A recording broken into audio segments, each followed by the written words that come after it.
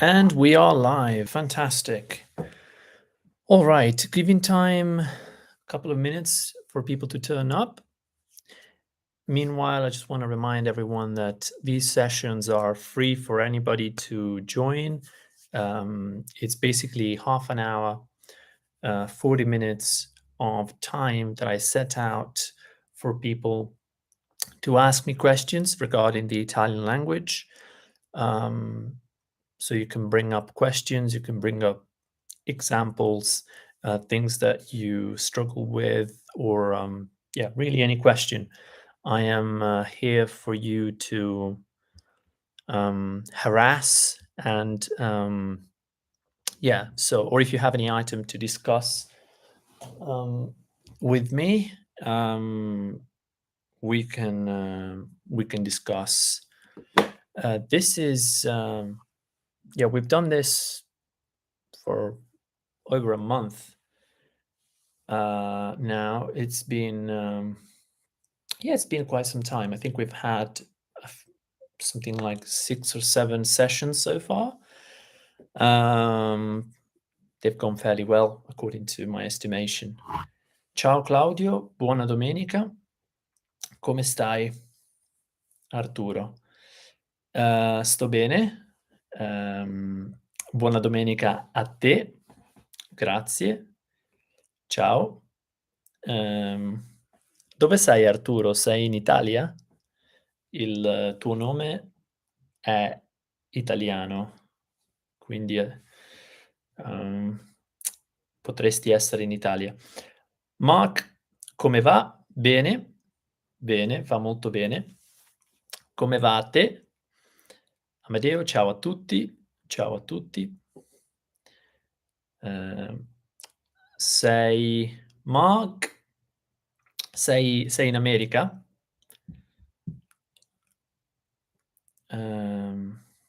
Bene, grazie. Bene, bene, bene. Ottimo, ottimo. Sì, okay. Non so che ore sono in America, ma penso che tu sia avanti. No, indietro, sei indietro, quindi è mattino. È mattino presto. Qui è sera. In Italia penso sia pomeriggio. Penso che in Italia siano le 4 del pomeriggio. So it's 4 o'clock in Italy. I can just quickly check. Actually, I've got my phone here. Like a pro. So yeah, that's right. 4 p.m.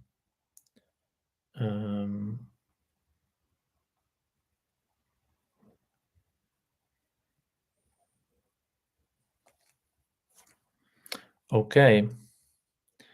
10 ore 4 in Italia, confermato. 10 confermato da Ame. Mark 10 in mattina, 10 in the morning. No, 10 di mattina. So 10, it's 10 o'clock of the morning. 10 di mattina. 10 di mattina, 10 di pomeriggio, sì, le 6 del pomeriggio, le 6 della mattina, 10 in mattina, no.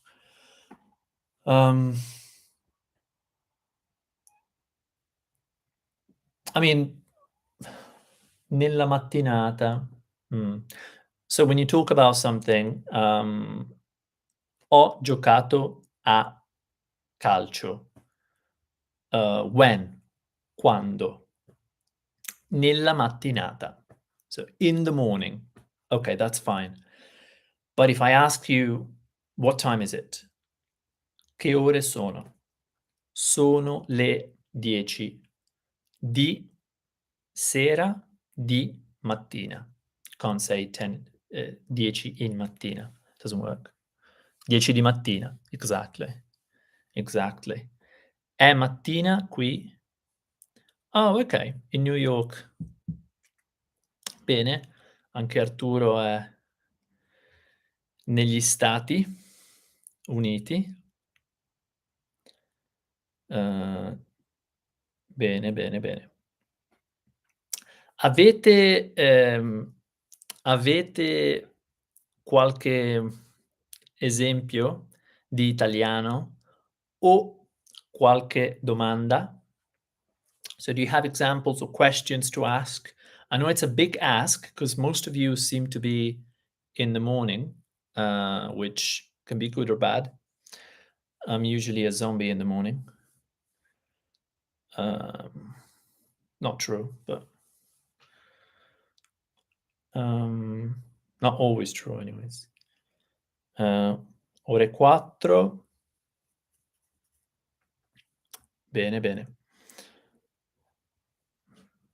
If you don't have any questions or comments, I am going to the gym.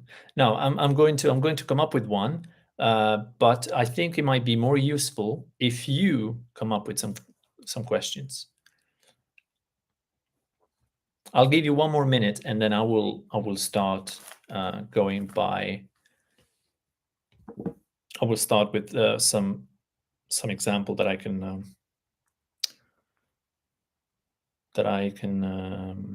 pull out of my list of examples, or I can come up with a new one.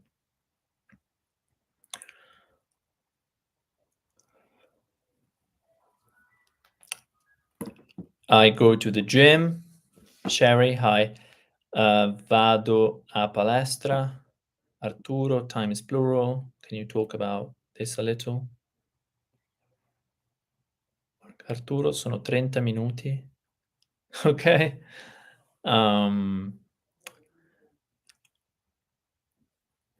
Mark is revealing his location. Not quite, but yeah.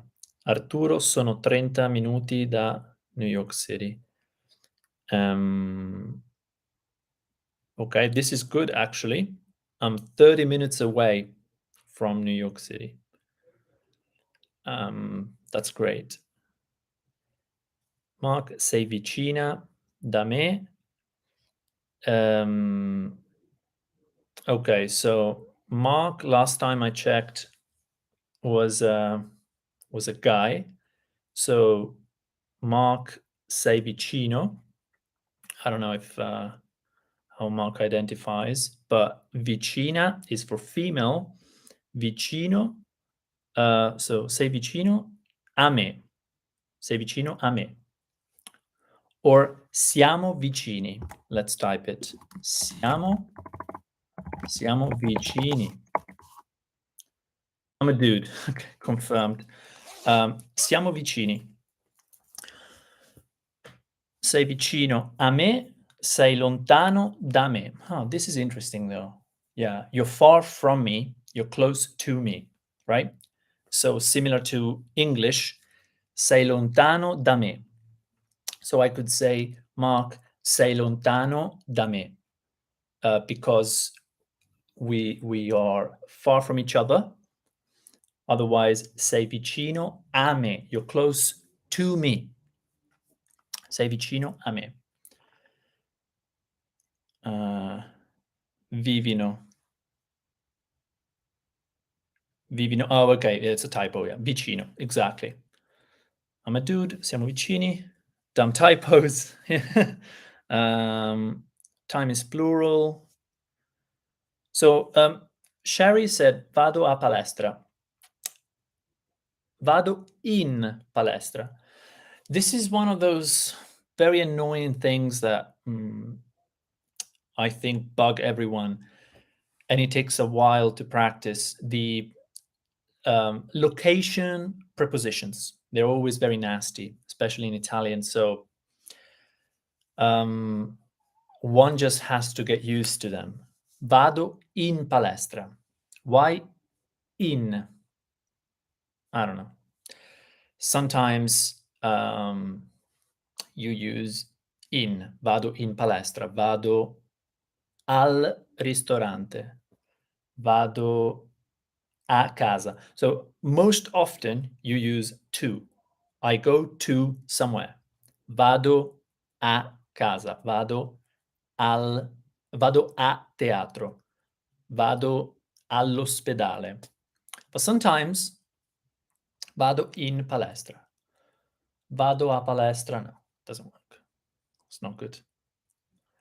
Time is plural. Can you talk about this a little? Yeah, I understand. So time is singular, tempo. However, it is plural, or someone might think that it's plural when it comes to asking for what time it is, and things of that nature. Che tempo, che ore sono? So here's the problem. In English, you have several words. You have the word, you have time, you have timing, you have tempo. That probably comes from Italian, but regardless, you have these words. And you have the weather. When you want to talk about the weather, you have the word for weather. In Italian, you always use the same word. So the word for weather is tempo.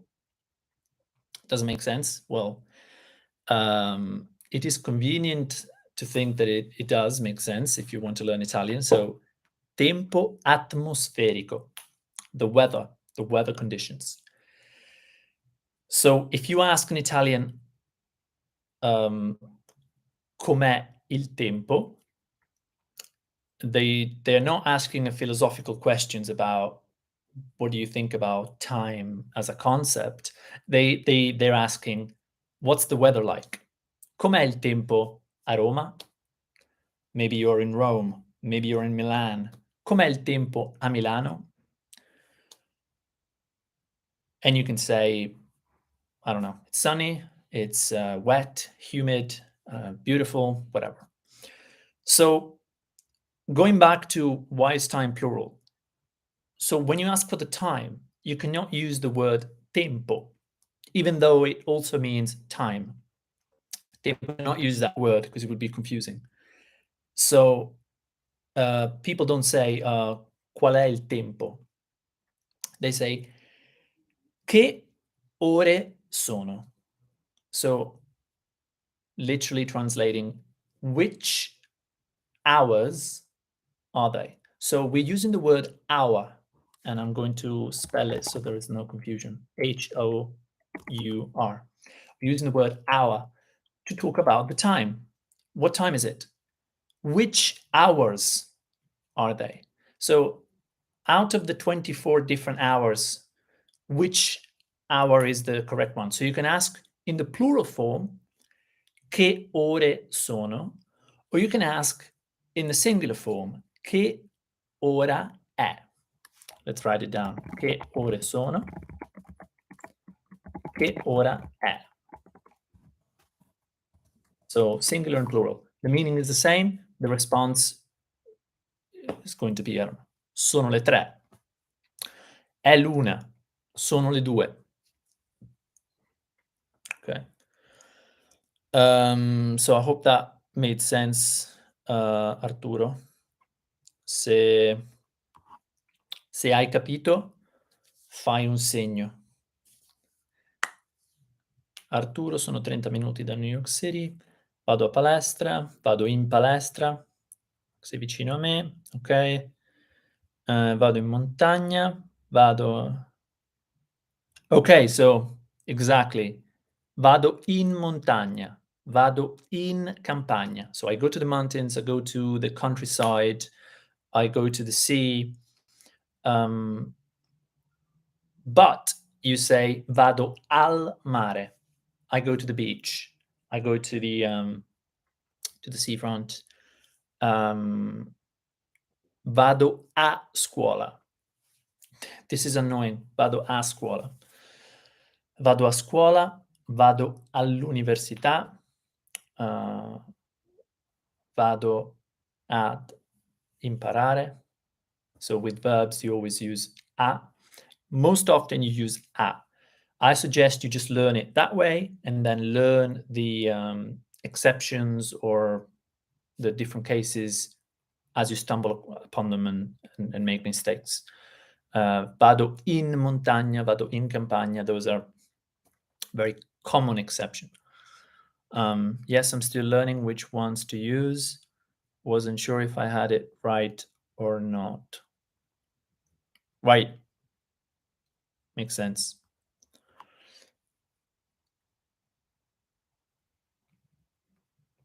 Che tempo fa? Could we say che tempo fa? Can you break this down? Che tempo fa? Yeah. Yeah, this is, it's not an idiom, but it's so part of the language and it's so well known. Like, this is how people speak. So it's difficult to explain it to someone that has never used it and wants to actually understand it word for word. Obviously, the word tempo means time, but we've seen it also means weather, right? So this is important.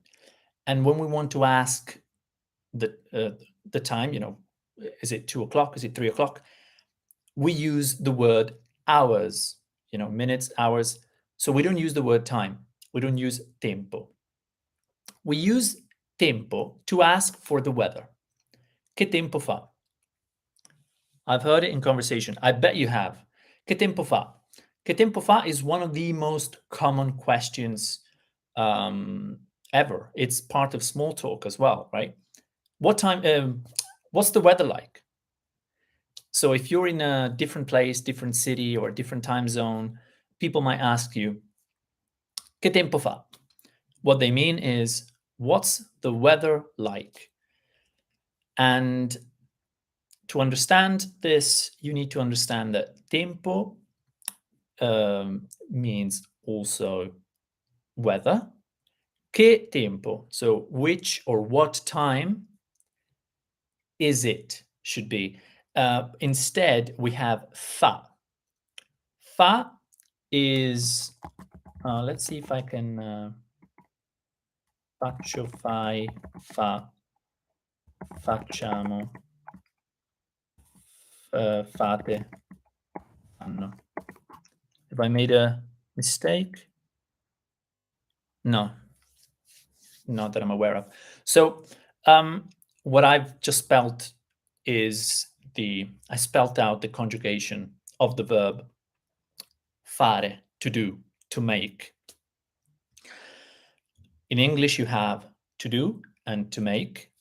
In Italian, you just have fare. So it's very, very important to learn this verb and its conjugations. Is fa from the verb fare? Exactly. So we have I do, faccio, you do, fai, lui or lei fa, she does or he does or it does. So what time does it do? That's a literal translation of che tempo fa. What time does it do? As in, sorry, what weather does it do? What's the weather conditions that are now in that are being displayed? Yeah, it's a bit of a tricky one, right? Che tempo fa? Che tempo fa? And the answer is c'è il sole. So it's a different answer. There's no connection between the question and the answer. Great content. Thanks for what you're doing. Can you please pronounce the difference between gelato and zero? Blasé. Thanks for joining. Thanks for your question. I hope to pronounce your name right.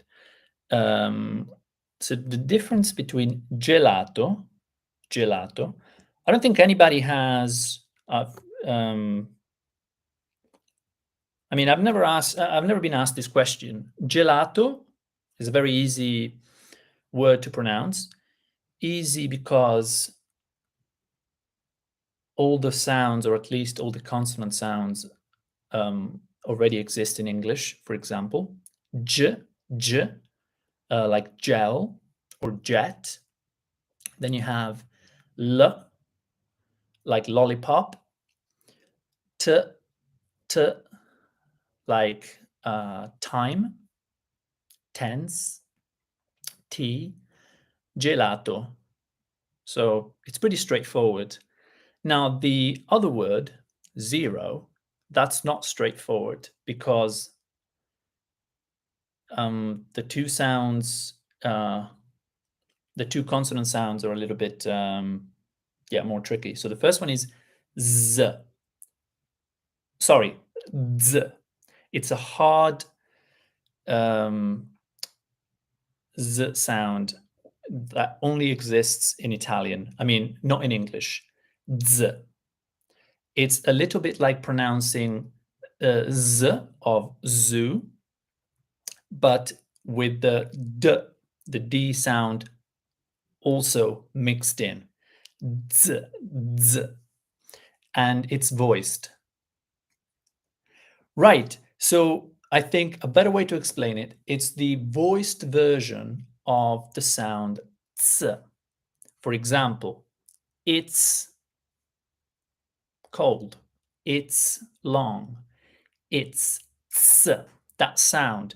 If you voice it, so if you have air come out your mouth as you pronounce it, z, it becomes z, ts, z, ts, z, and you should be able to feel the difference by touching your neck.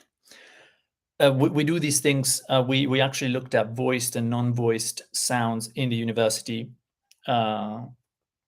course because it's super important. This is just one of the sounds that have that dichotomy. There's many different sounds that have the voiced and unvoiced version. So z is a voiced version of a sound that already exists in English with it, which is ts.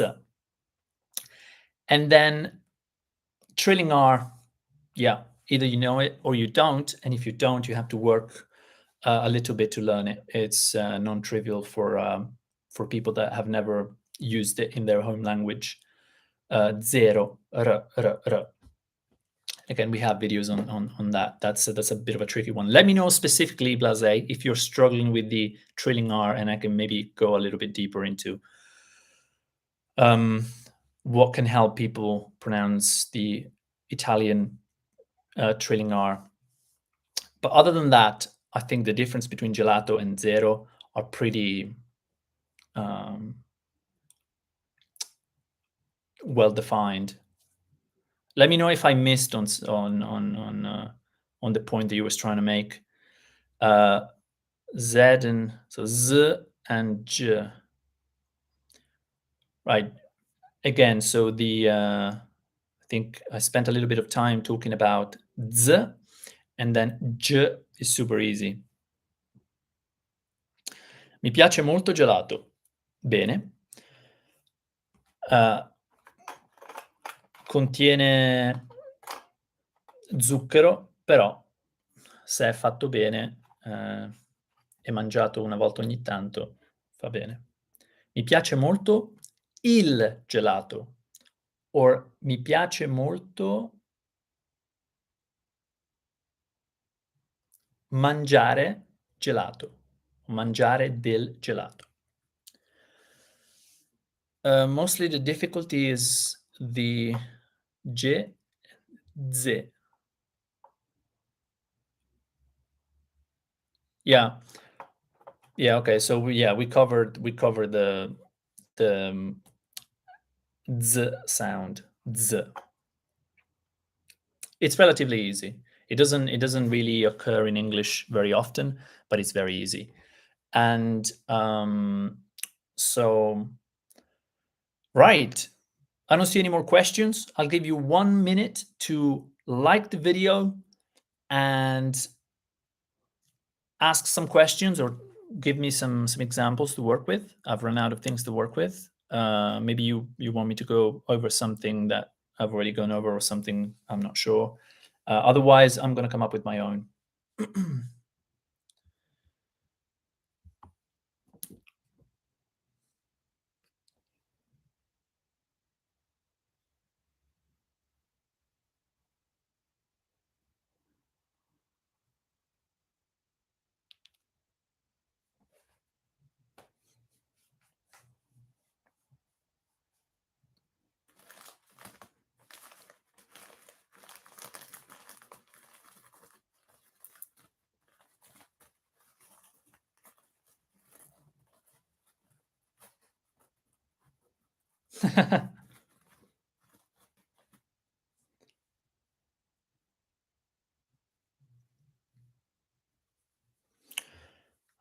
Okay, so we have a good question from Ame.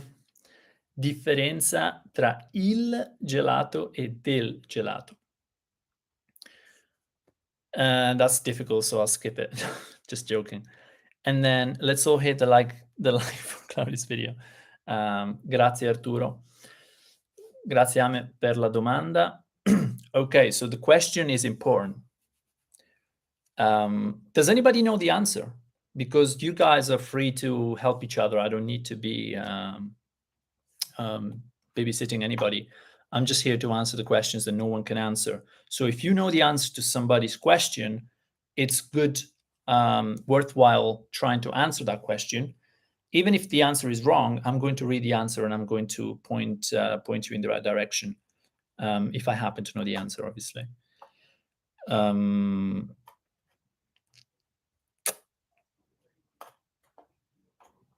Yeah, it's a big difference, right? What could be the difference? Difference between mi piace il gelato or il gelato in general and del gelato. This is a bit tricky. Oh wow, brilliant. Yeah. That's amazing. Okay. Correct. It's some gelato. Del is some gelato. Oh, okay. Wait. Del of the gelato. Dei some gelato. Il the gelato. Okay. So, Arturo, sei sulla buona strada. So you're close. Literally, you are on the correct path. Not quite, but it's a very good attempt. So there is a lot of truth in your message. Obviously, let's start with the basics. Bravo Arturo, exactly. Let's start with the basics. So gelato is a word that can be used as special in the sense that it can be used as countable or uncountable. For example, we can say that we want one ice cream. Do you want one ice cream? Yes, I do. I want one ice cream. Or I want two. Or I want to look like the Buddha, so I want 16. This is treating the word as countable. So voglio, or actually, mangio un gelato. Mangio due gelati. So I eat one ice cream, I eat two ice creams, or I could just say I eat some ice creams, plural. Some ice creams. So this would be the indefinite article plural. I eat some ice creams. Mangio dei gelati.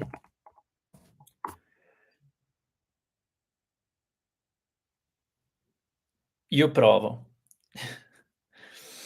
Um, it's very Italian to say in this case ci provo, and I encourage you think about it in your own time, and then come back to me if you don't understand why ci provo could be something that makes sense, because that's what Italians would say in situations like this. When you say I try, exactly. Yeah, perfect. One tries. Yeah, that's actually a very good translation that I wouldn't. Yeah, I wouldn't be able to think. Yes, ci provo. Ci provo. It's very modest. It's basically what you said. Um, it's a very common thing. Anyways, back to the issue. So, mangio un gelato, mangio due gelati, mangio dei gelati. Fine. There's nothing peculiar about this. Now, gelato, of course, can also be used as an uncountable word. So, uncountable meaning we can uh, think of it in terms of quantities as opposed to how many of instead of seeing it as a group of things, we see it as just one big thing. So we can only determine the quantity of it because it's just one. It cannot be counted. So a lot of water, you wouldn't necessarily say 3 waters. I would like 3 waters. You can say, and people would probably understand, you want 3 water bottles if you were at the restaurant, for example, but you shouldn't say, I want 3 waters. Um, or I want 3 airs, right? It's either a little bit of air, a lot of air, and no air. So this is the difference between countable and uncountables. I know it's very easy for some people, maybe you know already, but the reason why I need to explain this is because gelato can also be used as an uncountable quantity, right? A lot of gelato, a little bit of gelato. So it's like pasta, right? Um, in Italian, pasta is only uncountable. So you wouldn't be able to say 3 pastas. So either a little bit of it, a lot of it. So a lot of ice cream, un po' di gelato. Sorry, a little bit of ice cream. A lot of ice cream. Un sacco di gelato, molto gelato, poco gelato. These are all examples of treating gelato as uncountable. So with this as background, if I said voglio del gelato, it means I want some ice cream, singular. So this some is determining a quantity. It's not some ice creams, indefinite article plural. It's some ice cream. It talks about a quantity. Voglio or mangio il gelato. So if somebody calls me, cosa fai? That means, what are you doing? What do you do? Cosa fai? Mangio del gelato. And the image that I should paint in their eyes is me eating some ice cream off of a big container. Because if it was a single ice cream, I would probably say sto mangiando un gelato. This is a subtlety. So it could be that people are not that precise. So somebody might say mangio del gelato even after buying some ice cream from the shop at the beach. But mangio del gelato is less specific. I'm saying I'm eating ice cream. In English, you can even avoid the article adjectives altogether. So I'm eating ice cream. That's how you would say. Mangio del gelato. You could even say mangio gelato, but it's, yeah, not, doesn't sound very good. Mangio del gelato. I am eating some ice cream. Now, it's interesting that I think Arturo was saying earlier, del can also be di plus il. So it can also be a complex what? A complex preposition.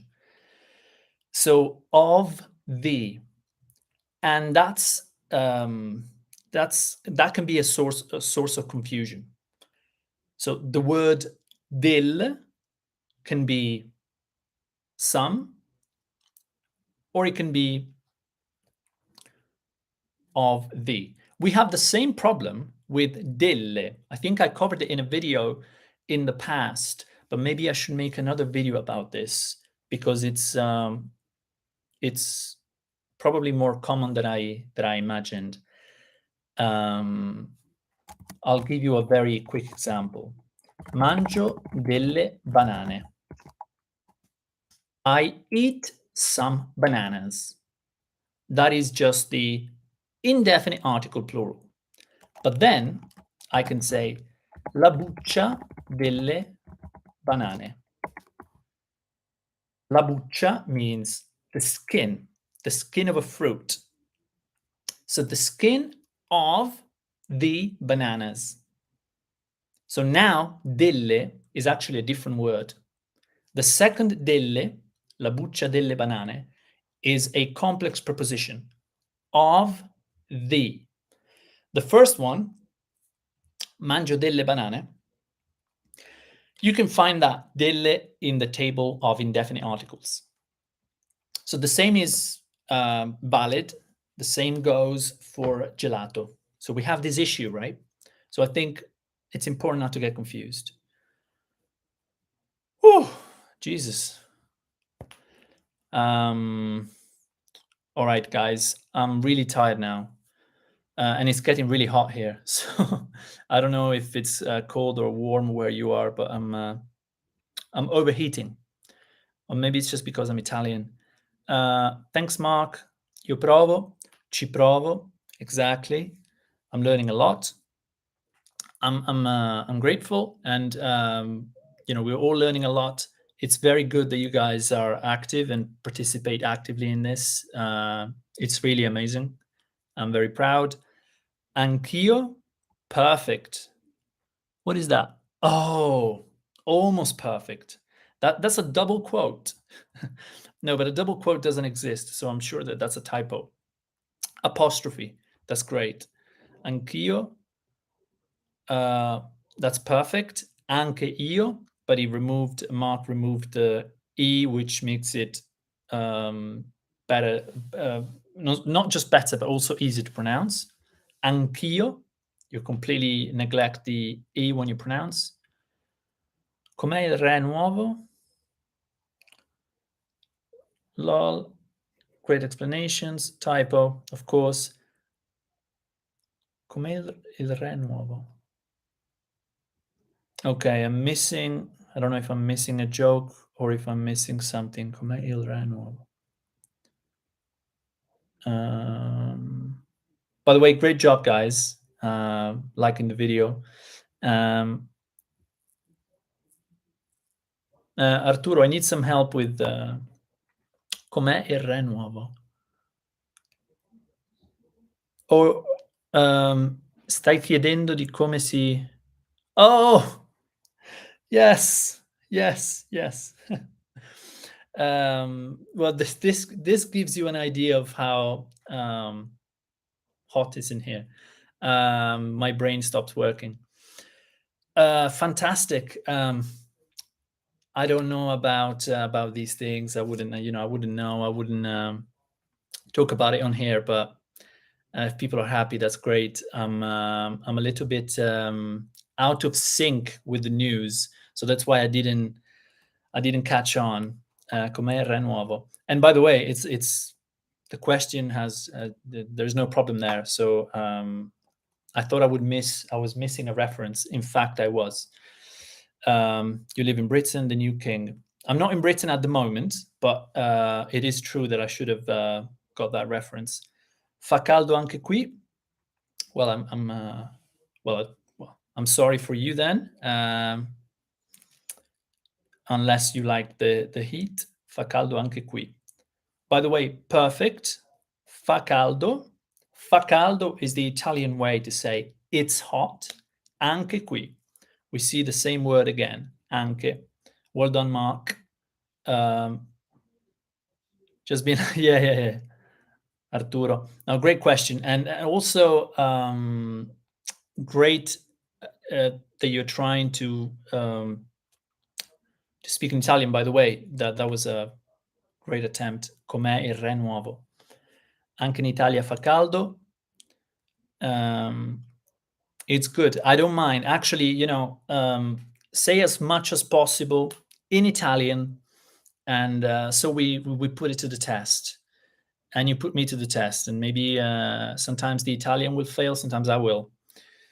Anche in Italia fa caldo. Great. Also notice Mark, vivi, Andrea, I think New Jersey, sono in State Island. Ok. Parliamo quindi di geografia. Mi dispiace. I think you're referring to the heat.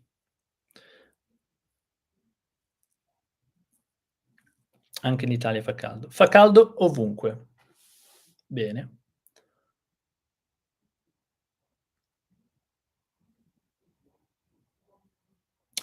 Perfetto.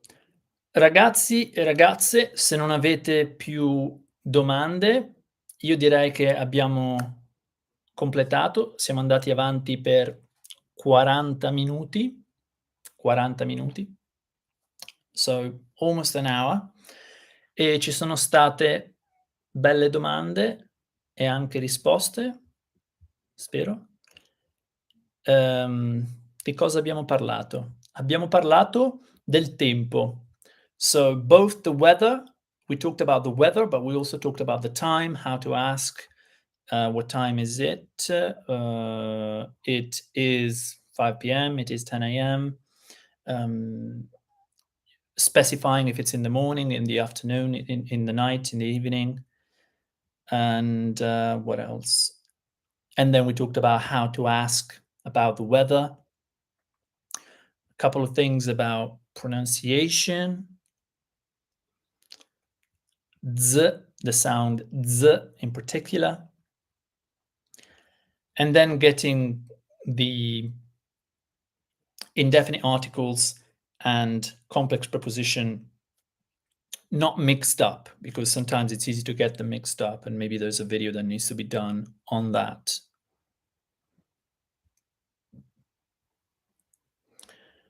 And then, yeah, we have the new king in England, in Britain. Ottima lezione. Grazie, molto interessante. Grazie per il riscontro. Thank you for the feedback. It's very useful for me. So if it's too slow, too fast, if it's good, if it's so, let me know. Give me hints during the lessons, as well as after the lesson, as well as privately, like you're doing and like you've done in the past as well. Grazie, alla prossima settimana. Of course, we're going to see each other next week at the same time.